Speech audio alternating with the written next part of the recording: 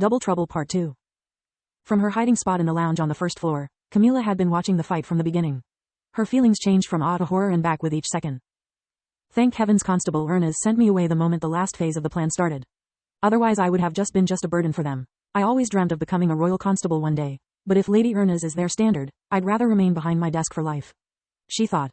What Camila was unaware of was that Journey was considered a monster even among the royal constables. They were mainly investigators, prosecutors, and interrogators. Most of them wouldn't take part in a single fight their whole lives. Journey's family, the Myrock household, had a different philosophy on the matter. Regardless of the profession one of its members would choose, they would all be trained as assassins to get rid of bad apples whenever the crown required their assistance. While Journey and Lith dealt with the first carpenter, Tista and Dorian did their best to stop the second one from running away with the two hostages.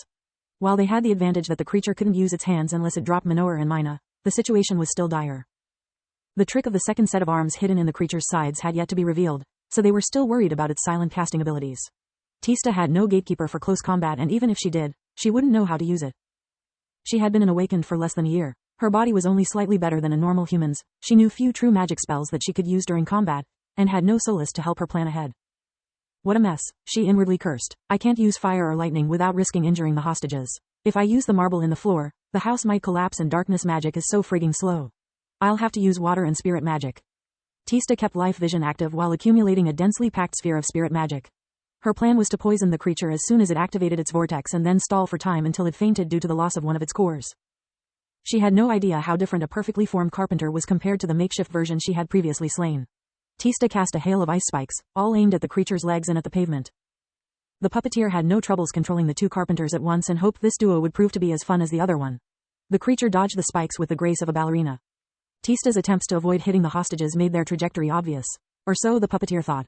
Some of the spikes melted on impact, while others froze the water, turning the floor into an extremely slippery surface composed of water and ice.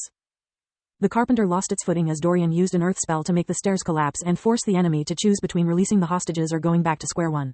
The creature smirked in amusement at the trap and refused to fall. A simple floating spell allowed it to walk on air unhindered by their efforts. These guys are disappointing, the puppeteer thought. They clearly don't have any close combat ability, otherwise they'd try to exploit my alleged lack of arms. Or maybe they are just too scared I will use their friends as shields. Their train of thought was interrupted when the other carpenter failed to kill either of its targets despite going all out. Enough playing, time to get out of here. The creature activated the vortex at full power and its best flying spell. Tista didn't miss the opportunity and struck the enemy with all the spirit magic she had amassed up to that point. The creature's secondary core crumbled almost instantly, leaving the puppeteer as surprised as they were angry. One of their masterpieces was being beaten into submission. They couldn't allow the other one to be lost too. The carpenter darted headfirst toward the balcony, with Tista in hot pursuit feeding poison to the vortex. The creature stopped abruptly, letting her come close enough to disrupt her flight spell, and kicked her hard while she was unable to defend herself. Dorian tried to catch her, but was struck along with Tista by powerful lightning that would have made him faint if not for the potion coursing through his veins. He swallowed down the pain along with all of his fears and kept moving. Dorian broke her fall along with several of his ribs. Tista was a lithe girl, but the kick in her armor made her an enchanted cannonball. They both tumbled on the ground while the carpenter flew away at an almost subsonic speed, burning its lifespan to get to its destination before its core crumbled. The sound of cracking bones broke the silence in the ballroom, reaching even Camila's hiding spot. It reminded her of when she was still a child, and her brother added wood to the fire. The contrast between her happy memory and the sight of her two companions lying on the floor made her shiver. She waited, for a time that seemed to last an eternity, hoping to see at least one of them stand up. Please, gods, let them be okay. She silently prayed with all the faith she could muster. They are good people, servants of the kingdom trying to save lives. I'm just an analyst who can't even lift a box full of paperwork. I can't help them. I'm useless. The carpenter unleashed 5 lightning bolts at Lith, and Camila's heart almost stopped. She could almost see his body sprawling on the floor in a seizure. Tears streamed down her face as he and Journey blocked the spell, making her fear grow even stronger. Please, save them. Camila kept praying while a small pool of blood was leaking out the mouths of the 2 fallen mages. I'm not even a mage, I'm just human. Monsters walk among us, please, don't let them die. I don't want to be alone again. Yet aside from the clash of bone and metal, no answer came to her pleas.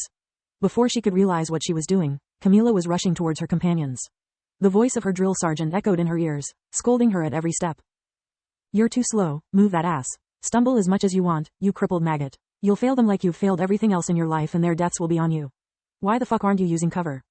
Sergeant Hartman's voice was cruel but helpful. She finally remembered that her dress was special. Camila had never had an enchanted item aside from communicator amulets, so her memory lapse was understandable. Yet she cursed herself while it shape-shifted to her uniform and she used the toppled tables to hide her movements.